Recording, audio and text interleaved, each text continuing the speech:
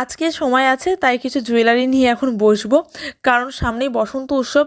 এমনিতেই তো এখন অনেক অকেশন আছে, বিয়েবাড়ির একটা সিজন, তবে বিয়েবাড়ির নিমন্ত্রণ কিন্তু পাইনি, তাই এক বুক দুঃখ নিয়ে আমি মাল্টি কালারের হারটা বার করলাম। অনেক নেক পিস, অনেক জুয়েলারি পরেই আছে।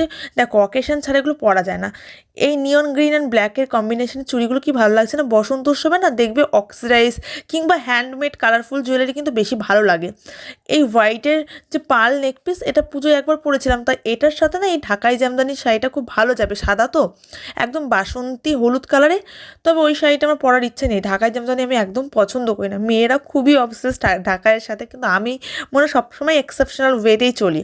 তা আমি ভাবলাম যে মাকে একটা শাড়ি গিফট করেছিলাম, আমার বা কাঁধে যে শাড়িটা রয়েছে মাস্টার ইয়েলো কালারের, এটা একটা কোটা শাড়ি। এটা আমি আমার নিজের আর্নিংয়ের টাকা থেকে মাকে গিফট করেছিলাম ফেসবুকের পেমেন্ট পেয়ে।